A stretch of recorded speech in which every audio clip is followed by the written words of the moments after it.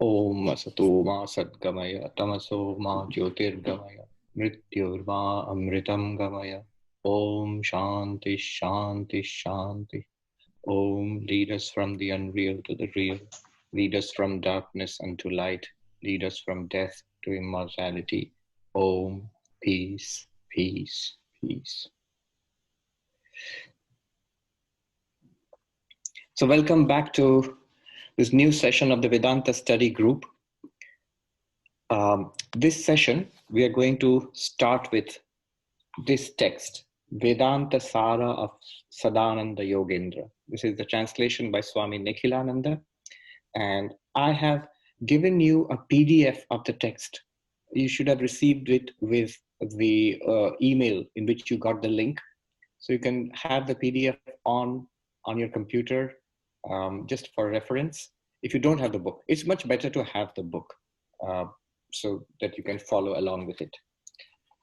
Now, what is this text and what are we doing? The whole purpose of the Vedanta study group was to have an advanced study group where you could study the original texts, the sources of Vedanta, in some depth. So we have done various kinds of texts. We have, in Hollywood, I did the Drigdrishya Viveka, and then we did the Aparoksha Anubhuti. That was in general for everybody.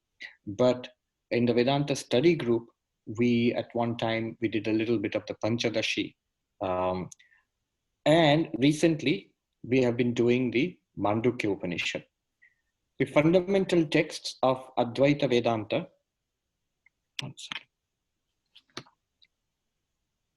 the fundamental texts of Advaita Vedanta are the Upanishads. In fact, Vedanta itself is the Upanishads are collectively known as Vedanta. It's one definition of Vedanta. And the wisdom of the Upanishads was given out in a practical form by Krishna to Arjuna in the Bhagavad Gita. So that has also become one of the fundamental texts of Vedanta. And the third pillar, think of it as a tripod with three legs. So no, that's not a good example because the Upanishads are not just like one leg. It is the base. It's a fundamental. The Bhagavad Gita is actually derivative from the Upanishads. And one more derivative text is the Brahma Sutras, which discuss philosophical and textual issues arising out of a study of the Upanishads. Anyway, the point being that if you want to know what is the textual basis of Vedanta as a whole, it will be these three texts or groups of texts.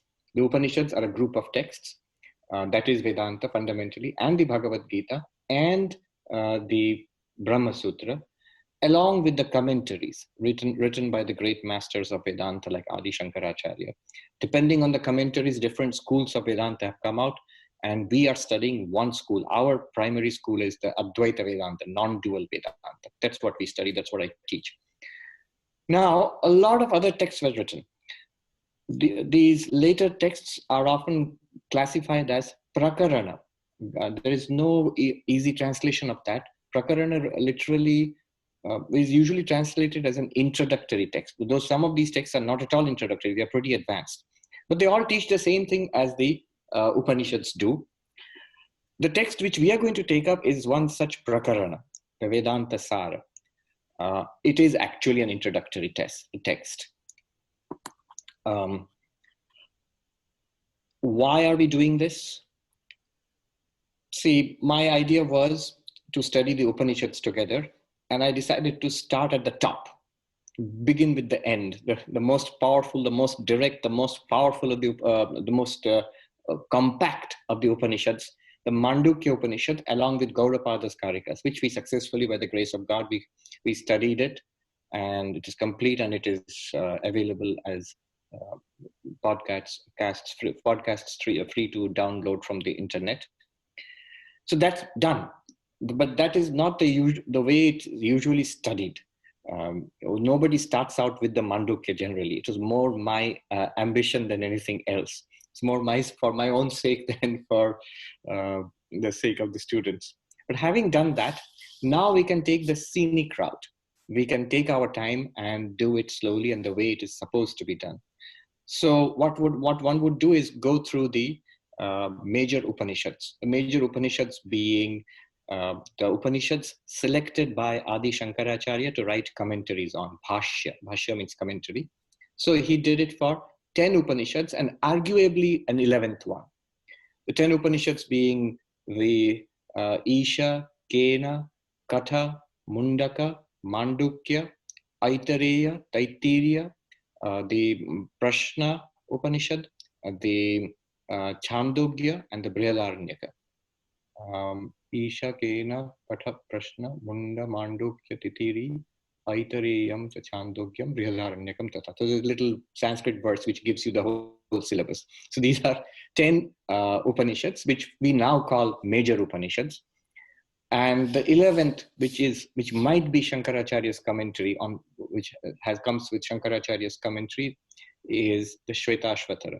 But it is doubted by scholars, both traditional and modern, whether Shankaracharya actually wrote that commentary to some later Shankaracharya, not the original one. Anyway, so that should be the syllabus. But what I thought was, before we plunge ahead and take the long scenic route through the Upanishads themselves, it would be helpful to do one more introductory text. Why do I say one more? Because we have done the Drigdrishya Viveka, which is an introductory text like this. We have done the Aparoksha Anubhuti, which is another introductory text like this. But the merit of this text is, this is where traditional Vedanta students start. For example, when we were novices in our main monastery at Belur Mutt, which Prakhyat has at his background. So when we were novices there, we were introduced to Vedanta, always Advaita Vedanta, through this text. So in the first year of our studies, we would study this text. And of course, make an entry into everything else. So why did I not start with this text? And why did I start with Drigdrishya Viveka and Aparoksha Anubhuti? Well, frankly, for advertisement purposes. Drigdrishya Viveka and Aparoksha Anubhuti are interesting, racy. Things are happening. Drigdrishya Viveka opens with a bang. The first verse itself is tremendous. And Aparoksha Anubhuti is also very, very interesting. So is this going to be a dull journey? Not really. The only problem with this text is it's very useful, but it's useful precisely because it's a book of definitions. You'll be surprised at the elegance and precision, definition of what is Brahman, what is God, what is the absolute, what are we, sentient beings, define it precisely so that we don't have to quarrel about what we are talking about later on. It's all precisely defined, even Maya, most difficult of all of it precisely defined and laid out for us. So, and it's a wonderful sketch of the entire Advaita Vedanta philosophy. So this is where we start. Now, a monk who is a highly trained scholar told me once that you should never do these things, like start with a book like this, because he says one should always go to the originals. He said that we were always taught in a university by our professors that we should always go straight to the originals. That has merit. The problem with starting with a text like this is, remember, this text comes around 15th century. So about 500, 600 years ago, but 3,000 or 4,000 years after the originals, the Upanishads, which it purports to summarize and explain. So what this text does is, it's a highly systematized exposition, very elegant, very neat, easy to understand, easy to base yourself on, but always good to remember that this is not the original. A lot of philosophizing has gone on for thousands of years, literally, before this, and especially after Shankaracharya for about 800 years before this text comes along. So a lot of argumentation, lot of back and forth until a system is established. But a system, like any system, has the advantage of being neat and geometric, but also a few steps removed from the truth. It's good for our intellect. It's easily digestible. But it somehow does not totally, accurately, faithfully represent the vibrancy, the aliveness of the originals. It's more like a map and not the actual place you want to visit. So this is the demerit. But then what is the merit of studying this? See, if you are a university scholar, you would do what that scholarly monk told me, that you go to the original text straight away. But they would do that because the whole purpose is to study the original text. That's the whole purpose. Our whole purpose as a spiritual seekers does not end with studying the original text. It's actually to understand this system, to practice it, and to realize it in our lives. So if there are books which help us out, most welcome. Most welcome. We just should have that buyer beware, that we are looking at Advaita Vedanta through the lens of a very of a late philosopher in the Advaita tradition. It's through a particular lens. It's a particular systematization. It's like a textbook for students. So that's what's going on here. So having said that, a little bit about just a minute. Yeah. So a little bit about the author. Sadananda Yogendra was a monk about maybe 600 years ago.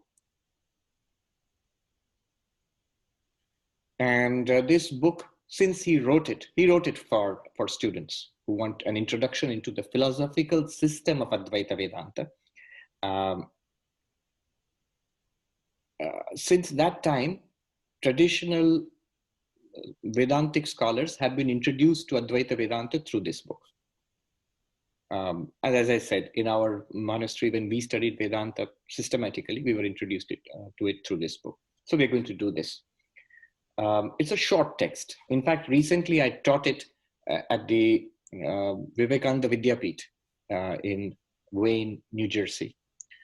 So, and I have been teaching it. I was the teacher, the acharya, who taught this text at the training center for the brahmacharis, for the the novices, for several years. I think 5 or 6 years I taught this one after another. I taught it one cycle. I taught it at Hollywood also. So I've been doing this for a long time. Yes. What else did I want to say? Sometimes I usually require a blackboard or something to write on. So since we don't have that here, I'll make this little, quite unimpressive PowerPoints to share with you. So here goes a little bit of information. How do we do this? Share screen.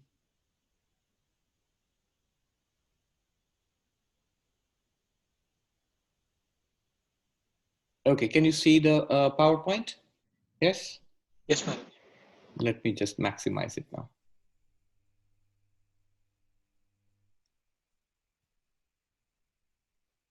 Okay, as I said, it's a 15th century text. Sadananda Yogendra wrote it. There have been multiple commentaries on this because it's so popular over the centuries and has been in use. So 3 commentaries. So this is an introductory text, but there are commentaries on this text. Nothing that we need to be concerned with, but I'll be explaining the text and you might at some point wonder where am I getting all this? So some of it is drawn from these traditional commentaries.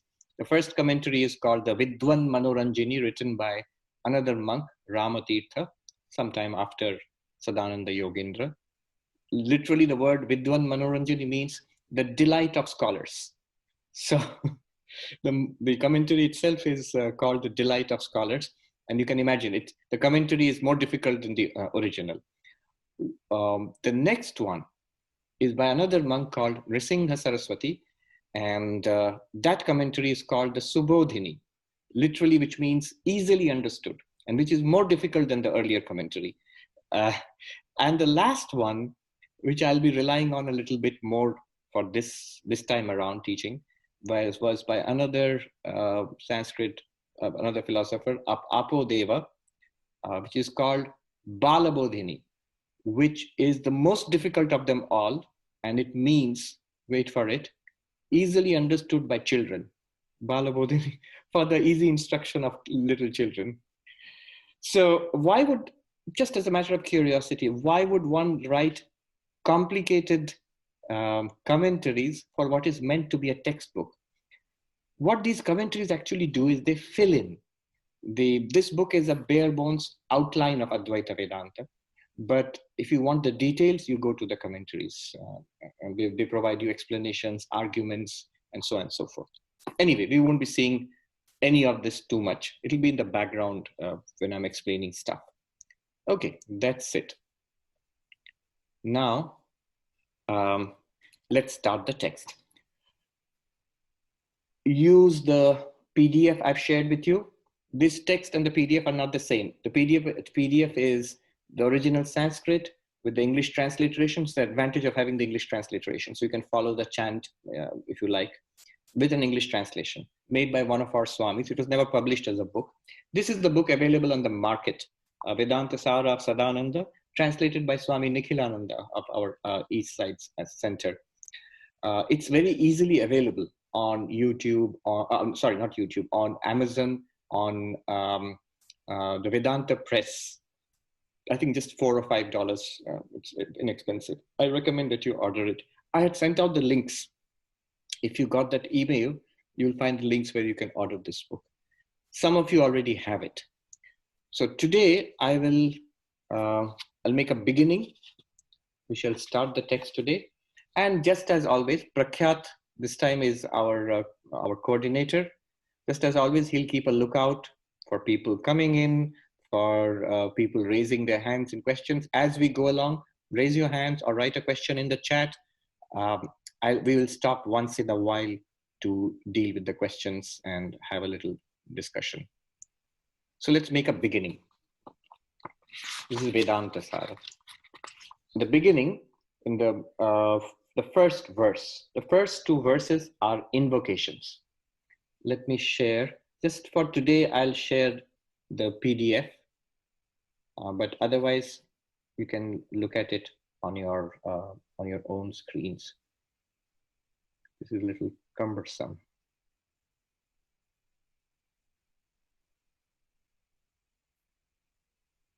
Can you see the PDF? Can you see the PDF? Yes. Yes, ma'am. Right. So we're going to do the first verse now. The first two verses are invocations. First verse. Akhandam Satchidanandam Avang Manasagocharam Atmanam Akhiladharam Ashraye Bhishta Siddhaye. What does it mean? I take refuge in the self, the indivisible, existence, consciousness, bliss, absolute, beyond the reach of words and thought, the substratum of all, for the attainment of my cherished desire. Okay. So what's happening here? Invocation. It was the style in Sanskrit text to start with an invocation. Usually it was in a prayer to God or in praise of one's guru. That it was just the way the text started. Now, why would one do that? Among the traditional Hindu philosophies is the Nyaya system. They are the logicians. And if you think Vedanta is complicated or too theoretical, you should try some Nyaya text. For example, a Nyaya text would start, they have an introductory text just like this to start the Nyaya system, which is called Tarka Sangraha, which means literally it means a collection of arguments. So that also starts with an invocation, but here we proceed along merrily. But in the Nyaya text, you cannot. Everything is to be questioned. So the moment there's an invocation, the question is raised. Why is there an invocation? What are you doing? Why are you praying to God or Guru or whatever it is? And the answer given there is for the overcoming of obstacles and the successful completion of the text. So the author is praying for overcoming all obstacles to the project of writing the book, maybe, and so that the text is completed. Maybe it gets good reviews and the wide circulation down the ages, which I think the invocation did succeed. We are still studying it now in Manhattan in the 21st century. So in Sanskrit, Vigna Nivaranartham, to overcome obstacles, and Grantha Samapti, Parisamapti Artham, for successful completion of the text. For the students who are studying it, it just might mean overcoming the obstacles for our study and completing the text. So that's why we do it. So the questioner will not let go immediately. There'll be further questions. But wait, we know of so many examples where books are written without any invocation and they are happily completed. I'm sure today, especially if you go to Barnes and Noble and pick out books at random, you'll hardly find a book with an invocation to God or Guru. And they are all completed and they are on the shelves of Barnes and Noble. So how can you say an invocation helps in completing the text? One. Two, we also know of many texts. This is the question, the doubt. We also know of many texts which have beautiful invocations in the finest Sanskrit and were never completed. Maybe the author abandoned it halfway, or maybe it's lost or something like that. So what do you say to that? The argument is invocation helps you to complete the text. And the counter argument is there are many texts without any invocations, nicely completed. And there are many texts with invocations with never completed. And the reply to this is, I'm giving you a taste of how the Nyaya people do things, not as Vedantins. Thankfully, we are spared all that. The answer from the Nyaya philosopher is that, well, in the case of the books which are completed without invocation, the author had lots of good karma in the past life. He must have done lots of invocations in the past life. So his good karma carries over and his new book is completed without any invocation. And in the case of books which had invocations but were not completed, well, obviously karma was really bad, and so it needed more invocations, and that's why due to lack of sufficient invocation, the book was not completed. And they go on like this. But you might think this is what's the point of this kind of argumentation? But the ultimate result which they came to, the Nyaya philosophers, and which is why I raise this topic at all, it's pretty reasonable. They come to the conclusion that the invocation is just a matter of culture. If you are a cultured person in this kind of an environment, this kind of a setup, you start any important task with a prayer to God, with an acknowledgement of your guru's contributions. And that's just being culture. Shishta, they call it Shishta in Sanskrit, a cultured person. It's a mark of a cultured person. Another question comes up. So it's good. Why are you doing it aloud? You could do it in your mind. And the answer would be Shishya Shikshartham, for teaching students. So if the teacher does an invocation in his or her mind and goes ahead, how will the students learn unless you do it, unless you write it down and you chant it together? So this is the way these arguments go. But anyway, we have an invocation here. Now let me get into the invocation. With two invocations, first and second. The second one will be about the Guru. The first one is about Brahman, or the ultimate reality. In this one verse, the first verse itself, the author Sadananda basically covers the entire teaching of the Advaita Vedanta system in substance, in essence. What is he saying? I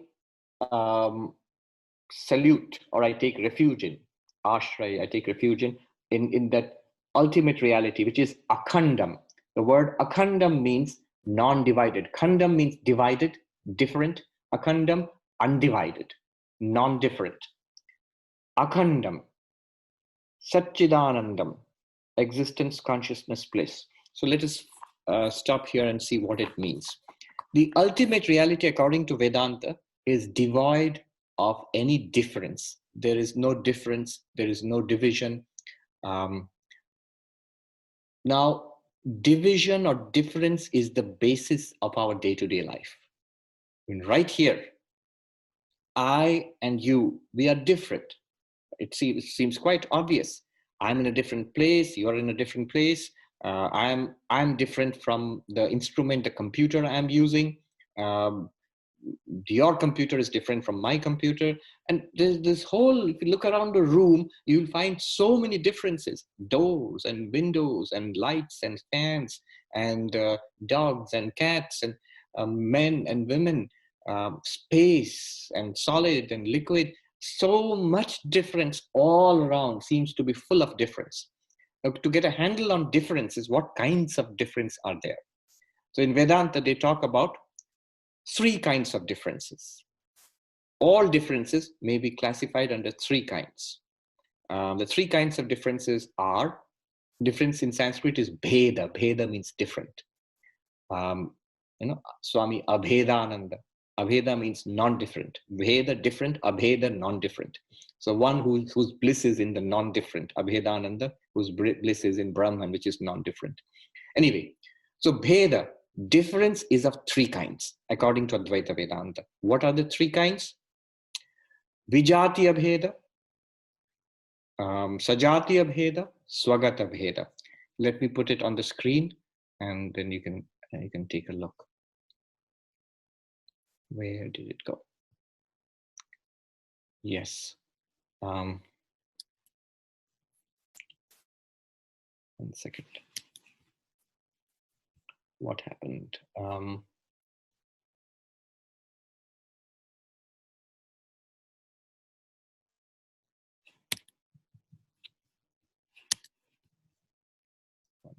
Are you able to see the presentation? No. No, Swami. 1 second. Yes. Now I can share. Technology is great, but it sometimes can be an impediment to learning.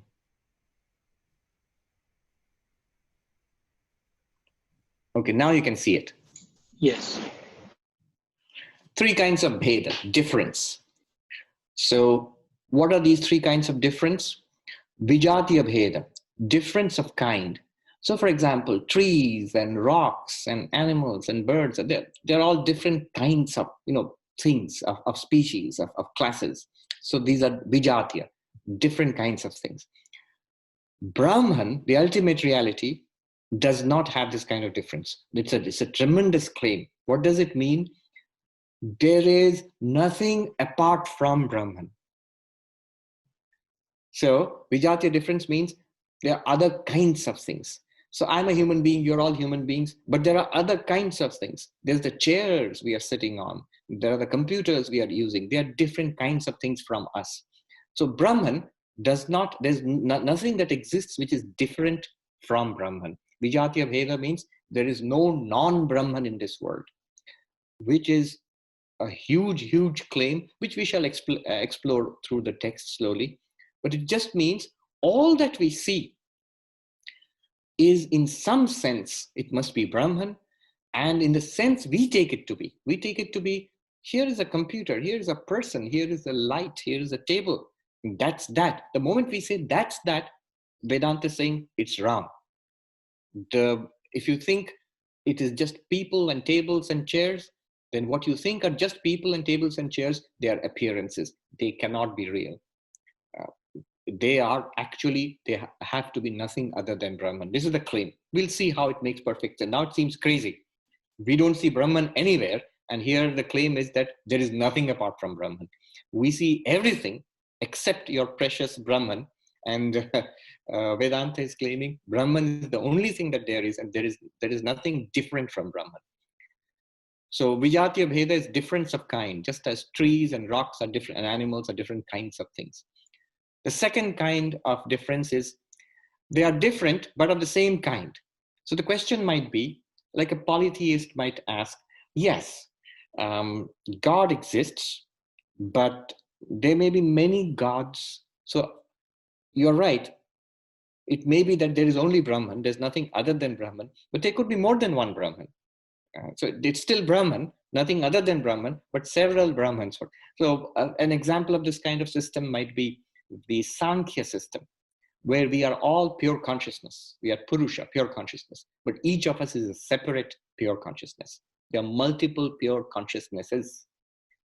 And Vedanta says, no, not even that. Different of the same kind, example is two mango trees. So in the first example, it could be a mango tree and a rock and maybe an elephant. They're different. But Sajatiya Bheda is two mango trees. Both are mango trees, but they're not the same. They're two different examples of the same kind of thing. In philosophy, this is called a type token difference. Same type, but two tokens of the same type. Mango tree, but two mango trees. They're different. Vedanta says no. There are no two Brahmans or three Brahmans or four Brahmans, nothing. There is only one reality. not even of different Brahmans, but different things of the same kind. No, the absolute is one. All right, there might be another kind of difference. There are no different kinds of things, not even many things of the same kind. Only one thing, I get it. But that one thing could have internal differences. So like a mango tree, it has leaves and roots and a branch and mangoes. And so the mangoes and the root is not the same thing.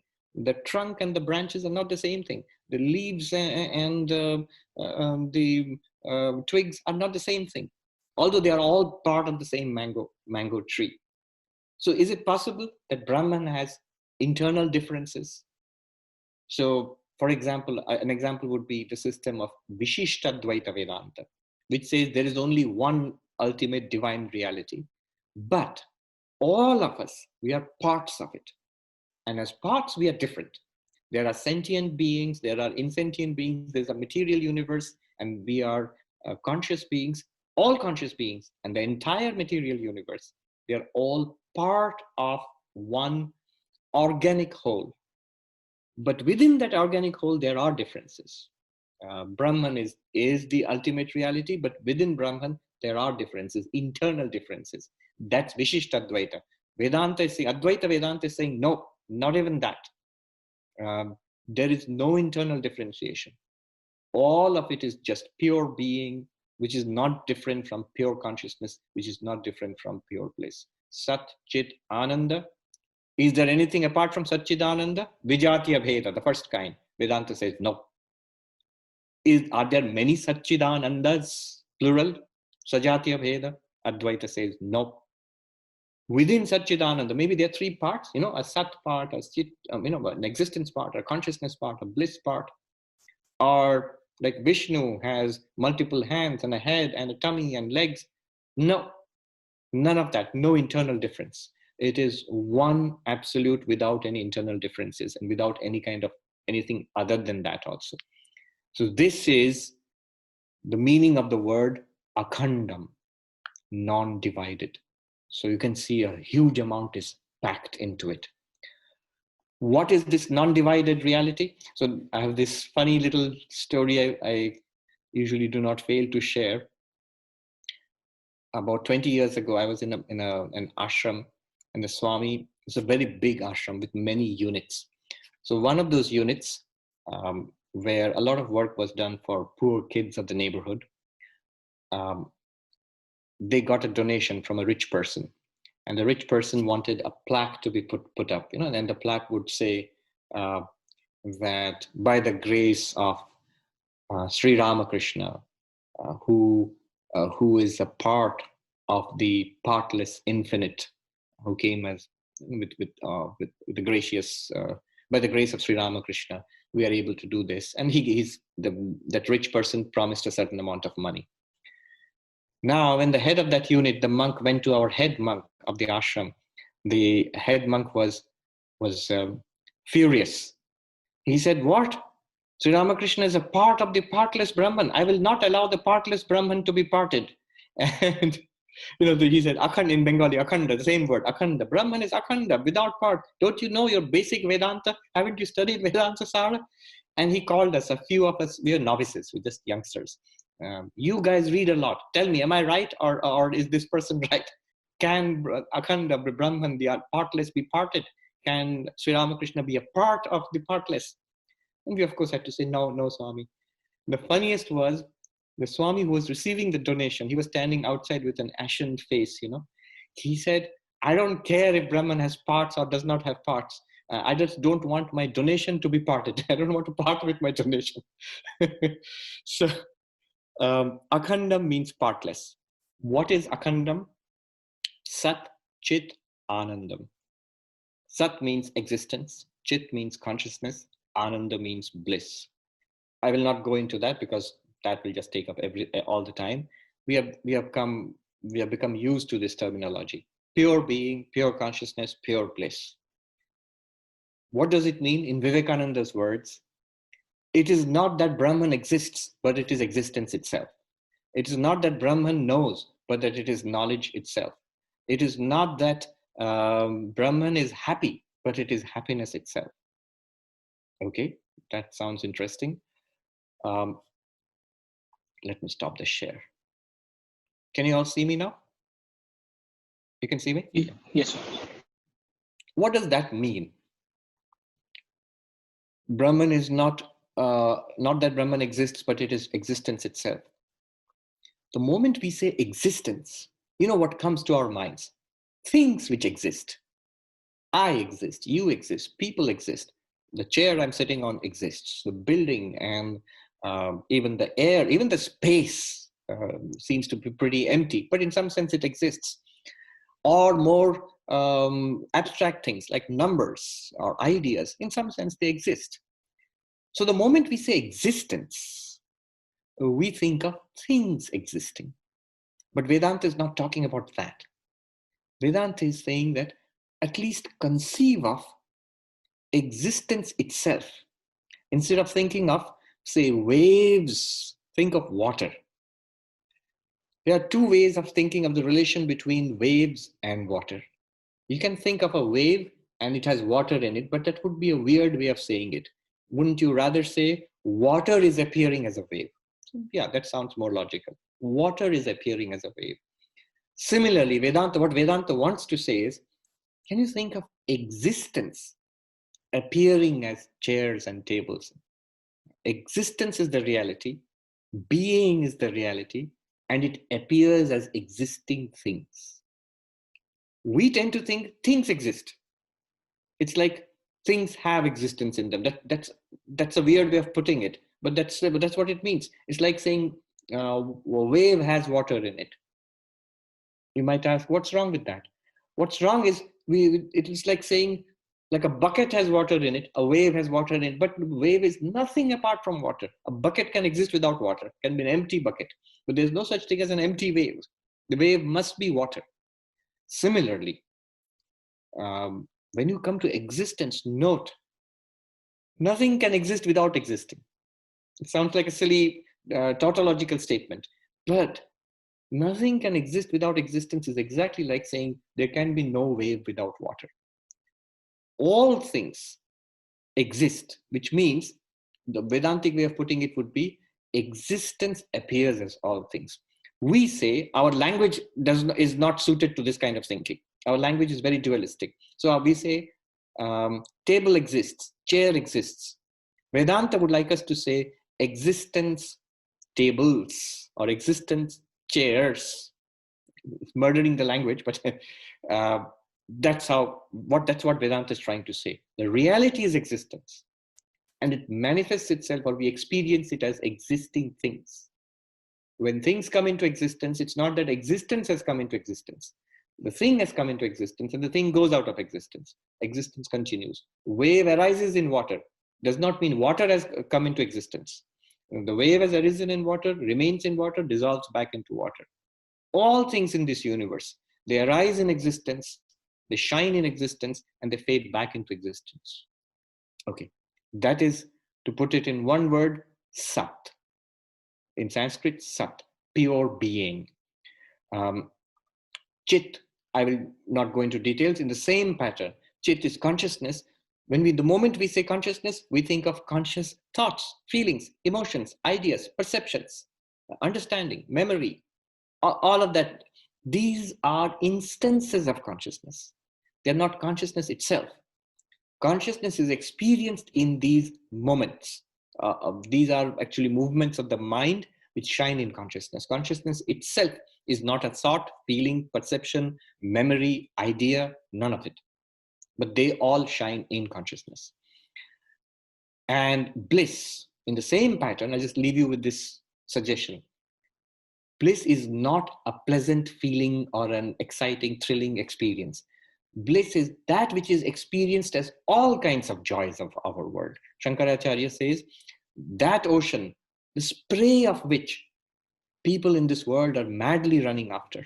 So imagine an ocean of bliss, little droplets of which are coming out as spray, and people are madly running after that as the most attainable pleasures and joys of this world. So that bliss, which is not a particular kind of pleasure, but rather the substratum of all things experienced as pleasant, happy, fulfilling. That is called Ananda. And that is Sat Chid Ananda. They are not three different things. They are not three different qualities. It's the same thing. This Satchidananda, he says, avang manasagocharam, not attainable by, not objectifiable by speech or by mind. Why not attainable by speech? I will not go into details here. I have given talks about this again and again. What can speech do? Speech can talk about things which are, they say jati, guna, kriya, sambandha, rudhi. Those, if it rings some bells, you must have heard it at some time.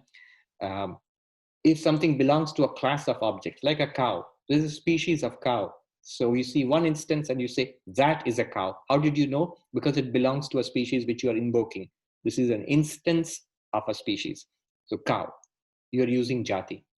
But there is no species of Brahman. There's no species of Satchidananda. There is not a class, a set of Satchidananda. So you can say, aha, here's one of them. Here's a Brahman. No. So Brahman, you cannot use class or species to refer to Brahman. Quality. So red flower. The moment I say red flower, you can pick out the red flower, distinguish it from the blue and the violet and the orange and the yellow, and bring me the red flower, because red is a quality which helps you to distinguish that flower. You can use a quality to point out an object, but you can't use it for Brahman, because Brahman is famously without any quality, without any attribute. Absolute is beyond attributes. Quality won't work. Action. So, like the cook, compliment the cook. The dish was delicious. How do you know what to do? By the activity. So you designate a person by the activity of cooking or driving or speaking or something, some activity. You can't do that for Brahman. Brahman has no activity. It's beyond all activity. So you can't use kriya or action. Relation. Teacher makes sense only when they are students. Father makes sense only when there's a son or a daughter. But Brahman, how will you use relation to designate Brahman? There's nothing. We just learned there's nothing other than Brahman. So with what will Brahman have a relation? So you can't use relation to point to Brahman. And finally, conventional. Can't you just do it? Just say, when you say this person is Jim. So what do you say? Jim, this person is Jim, not because of some class or quality or action or relationship. Just be named this person Jim. So can't we name it? You are using the words Brahman, Atman, something. Just name it. Just use a word. You can't do that, because to just use a word, it's called conventional designation. To just use conventional designation, you have to point out the person. You have to say, this person is Jim. Unless you do that, you tell me, go call Jim. I'll say, who is Jim? I don't know who is Jim. You have to point me out. Point it out. When you say this baby from now on will be called Jane, you have to point out this baby. Which baby? If there are many babies, then it still won't work. Similarly, to use a name like Brahman or Atman, you have to point it out. What is Brahman or Atman? You can't point it out. Therefore, conventional designation won't work. The point being, none of the ways in which language functions works for the absolute. Unless the absolute is clothed in some name and form and function, you can't use language for it. So it says beyond the reach of speech, beyond the reach of mind, because mind itself shines in the light of consciousness. And with that consciousness, mind objectifies the world. Mind comprehends the world. But mind is itself illumined by consciousness, by Brahman. And so mind cannot illumine or objectify Brahman. Leave it at that. I'm now racing along a little further. Atmanam. All of this is what? It's you. We're talking about something extraordinarily abstract. Atmanam means the self. It is you, the self. When you say it cannot be objectified by mind, it's beyond the reach of speech, then we get the question that, is it unknowable? So we can't know it. You can't speak about it. You can't even think of, if you can't think about it, we cannot speak about it, you can't know it. So what's the point of this entire exercise? He says, no, Atmanam, it's your very self. It is more than known. In fact, to know anything first, you have to be. For you to be a knower, you have to first exist. That existence, your pre-knowership existence, that's already there. That is what we are talking about. And then it says, Akhiladharam, the substratum of the entire universe. This is a word for God, because in religion, God is defined, theistic religions, God is defined as the creator of the entire universe, the existence, that which projects the entire universe. So Akhiladharam means the substratum of the entire universe. And when you put these together, Atmanam Akhiladharam, the self, which is the substratum of the entire universe, you get the central Vedantic teaching. I am Brahman, that thou art. You're saying the self is that which is the substratum of the entire universe. In the words of Meister Eckhart, the ground of my soul and the ground of God are one and the same. That which is the reality of my soul and that which is the reality of God are one and the same. This is exactly what is meant here. Atmanam Akhiladharam, the self which is the foundation of the entire universe. Literally, it's saying, you are Brahman. This is the meaning. Ashraye, I take refuge in.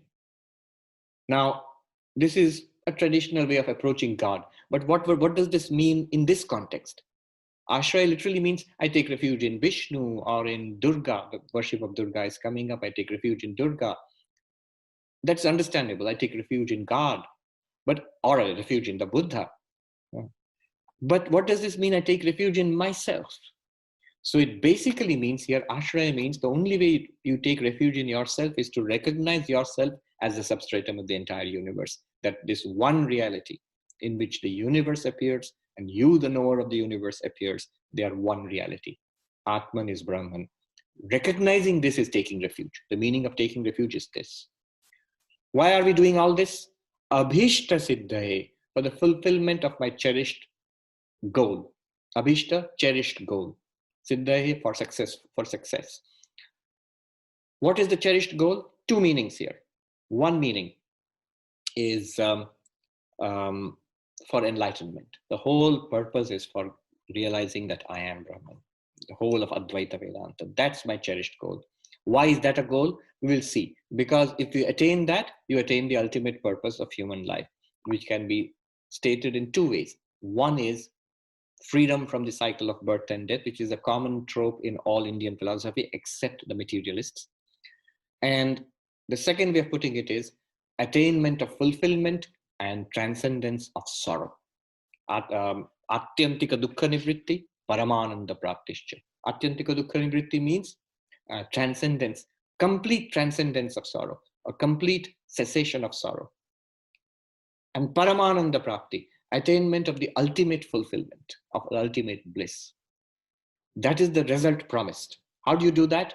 Through this enlightenment. And so this enlightenment becomes my cherished goal. That's one cherished goal. The second cherished goal is where I began. Why do you have an invocation? For the successful completion of the book, for the successful completion of our study. So that's our more practical and immediate concern. For that purpose, I take refuge in the absolute. That is the meaning of the first verse. That's really a lot. But basically, it's all of Advaita Vedanta. And don't worry, I won't be spending so much time on each verse as we go along. Others will sort of cruise through. All right, let me stop here and deal with questions, comments. Swamiji, there's a question from Shashank in the chat. Does Akhanda equals Abheda, or specifically Akhanda means no Swagata Bheda? Okay, Akhanda and Abheda are the same. Akhanda is indivisible, Abheda means no difference. Depending on these differences, you have multiple systems of philosophy of religion. If you admit Vijati Abheda and Swagata Bheda, then you have dualistic Vedanta. Vijati Abheda means other than God, there are things.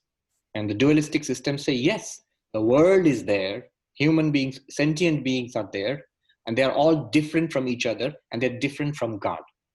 So this is a thoroughly dualistic system. So all of Islam and Christianity and say the theistic Judaism and the theistic Hindu systems like Dvaita Vedanta, they are all firmly dualistic. Except, of course, in each of these traditions, there will be the mystic, those who have attained a realization of oneness. So that's one system. The other kind of system would be, if you admit Sajatiya Bheda, Brahman and other Brahmans, then that will lead to polytheism. If you admit Swagata Bheda and not other kinds of Bheda, that means internal difference, but no external difference at all, then you get Vishishta Dvaita, where Brahman is one reality, but there are internal differences. Sentient beings are there, and insentient universe is there, and they're all part of an organic divine whole. Okay. There were some raised hands. Girish. Girish, yes. You have to unmute yourself. Can you hear me now? Yes, I can hear you. Okay.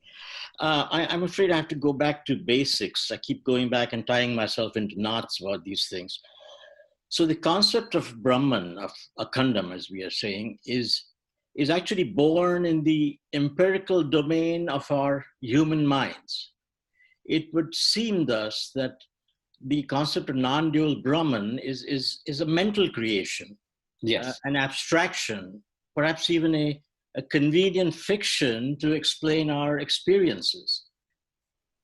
But on the other hand, our minds, which are conceiving this, are also illusory because they are part of the Maya projection.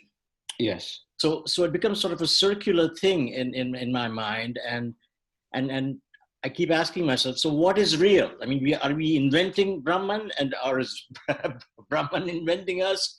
Or for that matter, to extend that further, I understand, and people have said, and I think you have said too, that Advaita is a concept or a model. And is it a model that is closer to say Sankhya or yoga? And so please expound on that. Yes. One thing about this invocation is it's actually not a teaching. It just seems to encompass the entire Advaita system. What we just heard here is what we are going to study throughout this book and in all the Upanishads and so on and so forth. It's they're not taking it as anything accomplished or something that you have to believe in. It's just a sketch of what's to come. But straight answer to your question would be, what is the truth here? Even this Brahman and all of these seem to be concepts. True. The truth is you. What they are pointing out is one inescapable fact. Whether you are a materialist, atheist, a theist, Vedantin, whatever you believe in, it is you who are believing in it. It is you who disbelieve in it. It is you who understand it, you who fail to understand it, you who remember or fail to remember. All of that is you. What is this you? This is the inquiry in Vedanta, we'll see. So the straight answer of the Vedantin would be you. You are the truth. You are the truth. All truth appears to you. You validate or disvalidate, invalidate any kind of statement or proposition. Yeah, that way, Vedanta is very tight. Is it close to Sankhya? In some ways, but it is much more revolutionary than Sankhya. Sankhya, for example, is actually very elegant and not very difficult to swallow, because all that Sankhya says is that you are pure consciousness, and apart from you, there is this material nature. You have appropriated a part of material nature into your identity. That's why you're in trouble. You think you are this body-mind, but actually body-mind is objective. They are parts of nature. And you are a consciousness apart from body-mind. And that's it. Why is this easier to understand? Because our general structure of experience is subject-object. We are subjects, we experience objects. And Sankhya just takes that one step further. It puts what we thought were subject, this body and my mind and my thoughts, and puts them in the category of objects and see the resultant freedom. And that's it. We stop there. But Advaita Vedanta goes much further. It goes on to say that you, this pure consciousness, it follows the Sankhyan track of thinking. And then where Sankhya stops, it goes further. It says, you, the pure consciousness, are you different from all these other people?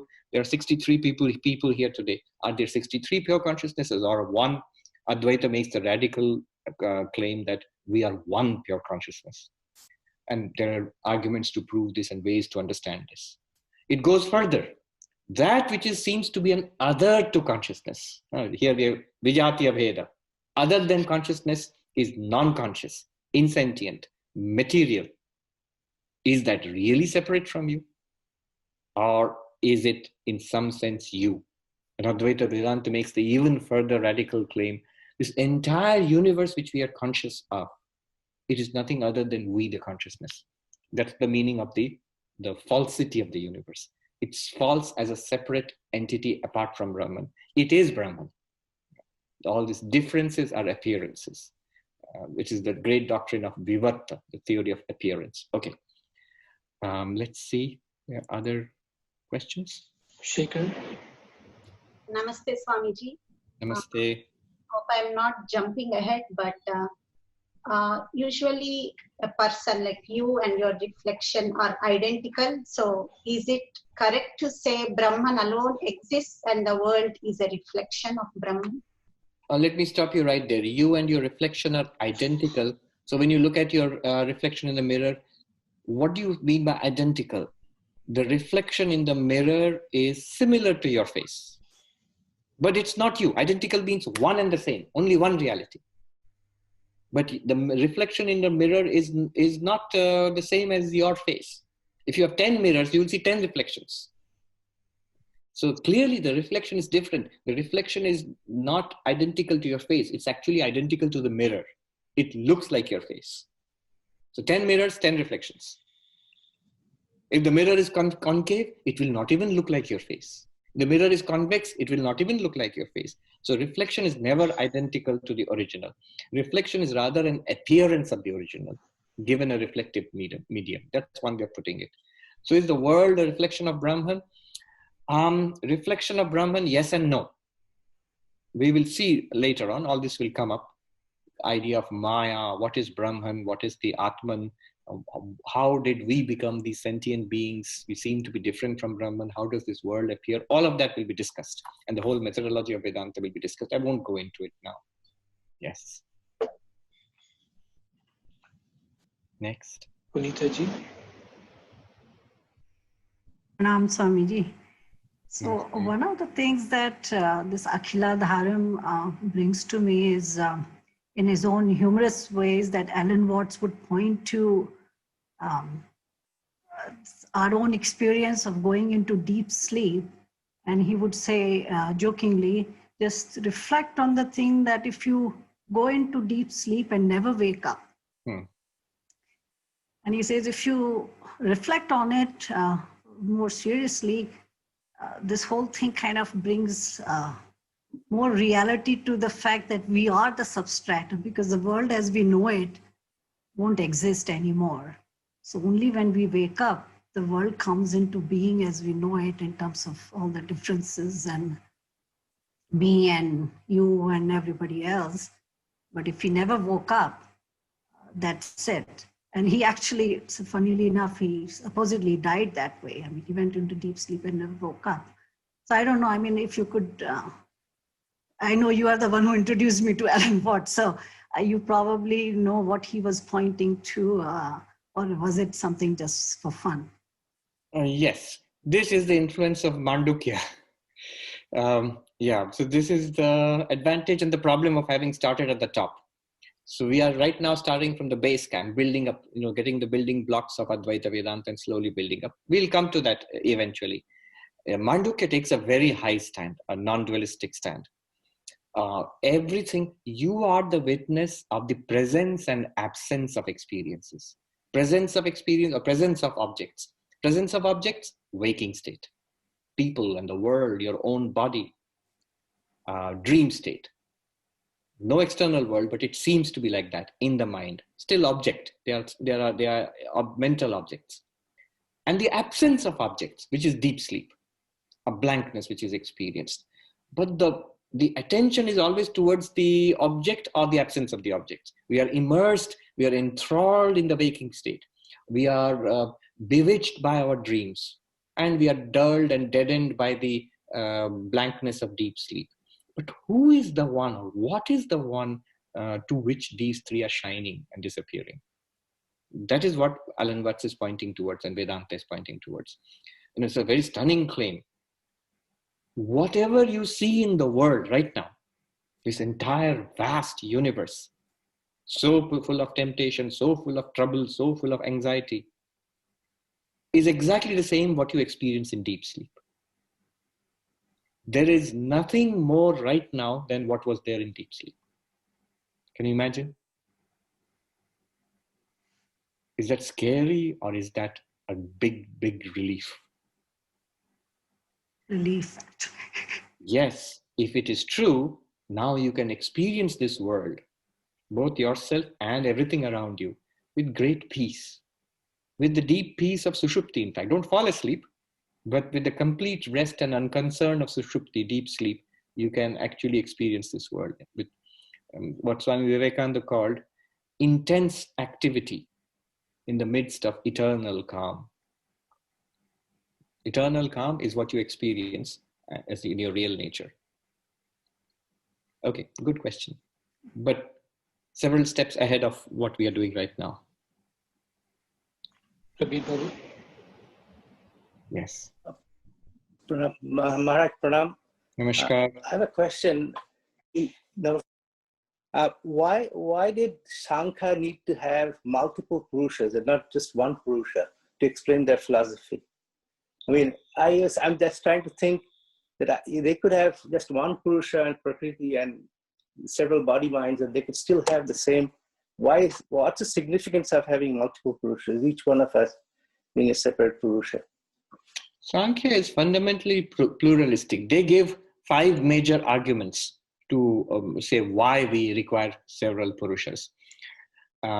They take pluralism as given. So multiple external realities, which are all products of Prakriti, and each of us a separate pure consciousness. Why separate? The arguments which they give are like this, that if we were one pure consciousness, one Purusha, then the bondage of one would be the bondage of all, the liberation of one. If my guru became liberated, then we would all become, I would become liberated, everybody would become liberated. If the death of one would be the death of everybody, the birth of one would be the birth of everybody, because we are all one. The waking of one would be the waking of everybody. If one fell asleep, then everybody would fall asleep. But you know, these arguments do not hold water. We can easily see that here you are importing properties of body and mind into the Purusha. It's the body which is born. If one body is born, does not mean that all bodies will be born. So why will you say that all Purushas are born if the body is born? So on. But that's the way they look at it. If you take that step, one more step there, that it's all one consciousness. Advaita Vedanta at that point asks, if there are many consciousnesses, how do you distinguish? Why would you say there are many pure consciousnesses? There is no answer to that. So Advaita would say that we are one pure consciousness. All distinctions are of body and mind. And notice the first word of this book is akhandam. No distinction, no difference. So no distinction or no difference means all these distinctions and differences which Sankhya talks about, or all the other systems talk about, they are experienced, but they are not real. This is one thing we have to understand, which Advaita Vedanta catches hold of one thing. Notice one thing, that the differences in the world cannot be denied. We are experiencing it. Don't you experience it? There are so many people. We see so many people. We hear so many things. We note the presence of so many millions and billions of entities. So that cannot be, our experience cannot be denied. If you deny, you say, no, you are not seeing many people. You're just seeing one reality. That is madness. Then you cannot proceed. You cannot proceed with any kind of philosophy. But what Advaita cleverly does is, Advaita says, we are not denying that you experience division. We are not denying that you experience difference. But that difference or division which you experience, is it real or is it apparent? Often, where there is unity, we experience difference. Dreams. In our dream world, we experience so many things, so many people, so many places, so many events. World of difference. And yet when we wake up, what do we say? It was all our mind only. We experience a variety of golden ornaments, and yet we know it is gold only. We experience 10,000 waves in the Atlantic Ocean. We know it is one mass of water only. So, multiplicity can be experienced with an underlying oneness that we know. And that's what Advaita Vedanta takes advantage of. Advaita Vedanta never denies that you experience multiplicity, but questions what you experience. Is it real or is it an appearance? And we have enough examples of appearances, errors, dreams, Bhranti, Brahma, which means error. So Advaita makes a big deal of that, uses that difference. So this is the crucial point, that there can be a difference between experience and reality. The famous British idealist philosopher Bradley, he said in his book, Appearance and Reality, what appears is not real, and the reality never appears. He's playing on the word appearance. In English, two meanings. Something that you experience is an appearance, and something that is pretending is an appearance. He appears to be a nice person. What do you mean? What do you mean? He's not a nice person in reality. That means there's a difference between appearance and reality. That's what that difference Advaita Vedanta exploits. If you say there's only one reality, non-dual, and that's it. No. Then you have to explain why this multiplicity is appearing. So that is the core meaning of Brahma Satyam. Brahman alone is real. Jagat Mithya, the world is an appearance. And the clinching thing is you are Brahman. So yeah. Sushma ji. Sushma ji, you have to unmute yourself. I know I'm a beginner, so I'm so happy that you started this book for me. I'm very happy for that. I have a question. Maybe I don't know. I was wondering. You said Atmanam Akhiladharam. Yes, Atmanam Akhiladharam. So do you have to realize it, or I have to tell my mind? I have to keep telling, no, I am this. You have to realize it. Yeah. So one has to. As clearly as you know that you are Sushma, as clearly as that, you have to realize it should become a natural fact. So for that, we have to understand what is Akhiladharam, what is meant by Atman, and then the point of Advaita Vedanta is that this will become clear to us. It will first become intellectually clear to us, and then it will deepen into enlightenment. Okay, thank you. Vedanta makes the claim that it's already a fact, and it's very unfortunate that we don't see it. And Vedanta just wants to point out to us what is a fact and help us to see it. And makes the promise, if you see it, that is enlightenment. Already an accomplished fact, Siddha. Siddha means it's an accomplished fact. You don't have to actually do anything. You have to realize what already exists. If you realize that, you will be free of it. So all our suffering is born of a mass of ignorance about ourselves. It is like a person who has delusions, maybe psychotic or schizophrenic, and the person there is nothing wrong with the world. There is nothing wrong with the world. But that person feels terrible. People are persecuting me. Beautiful Mind, the movie was there. And there so much problem is there. And there's nothing wrong at all. And the person could just snap out of that and experience the real world as it is, would see that all the problems are solved. Similarly, in Advaita Vedanta, you already are Brahman. There is absolutely no problem here. You are fine as it is. But you have to investigate your own nature to discover that. Yeah. Gabriela? Hello? Gabriela? Yes, I can. Oh, yeah. Hi, Swami. Nice to have you back. Yes. So I have a new problem. So whenever I go somewhere, I try to see the oneness in everything and in everyone. And today I saw a number of homeless, and I usually always give a little, but now I see them with different eyes and I suffer more. And I can no longer just pass without helping, but I don't have the financial means to help everyone in New York. But I find a true struggle with it now. Whereby before I said, okay, I cannot help everyone, but today I suffered because I literally saw the underlying oneness. I saw the divine consciousness. I saw God in everyone suffering, going through the garbage. how do I deal with that? If I You would do have it- the means, of course, I would go around distributing money, but I don't. Yet, and do it in two ways. One is at the practical level, do something, take some action which you can, which is possible for you. Maybe you donate it, even if to one individual or to an organization or something like that.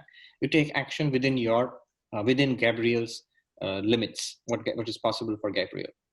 And you know that's very little. There's very little that we can do to alleviate the sufferings of the world. So you pray to the Lord, to pray to God to bless them and to help people. These are the two things that you can do.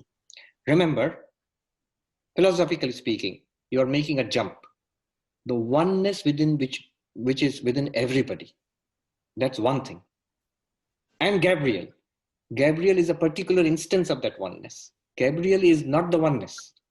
The reality of Gabriel is the on an oneness. intellectual level, but I'm trying to apply the knowledge, and I feel the When more you I apply the study, the knowledge, more I when you apply the contemplate. knowledge, when you apply the knowledge, do these two things. One is take some practical step to help people. I And, do. And you do. And pray to the Lord to help them. Pray to them. There's not, ultimately, it's the Lord who helps. We do very little. So pour out your suffering in sincere prayer to God to help those who are in suffering. But can we not be the instrument to serve Him? You are? I mean, I worked 32 years for the United Nations. I worked in Africa and developing countries. I mean, I feel and you can be the instrument. If you feel that way, then only one can become a true instrument in the hands of God. Then only karma yoga becomes real, that you are worshiping God in all beings. Yes, that's true service then. All right, Gabriel, thank you. We are okay, thank you. Beautiful note. Yes. Let me there was one question in the chat. There's some short questions from Charles. If I am Brahman equals I am God, then how can God create me? Okay, I am Brahman is equal to I am God, then how can God create me? Okay, these are the things which the Vedanta Sara will deal with in great detail. Notice, there are three things here. I, Brahman, God. And initially, all three will be different.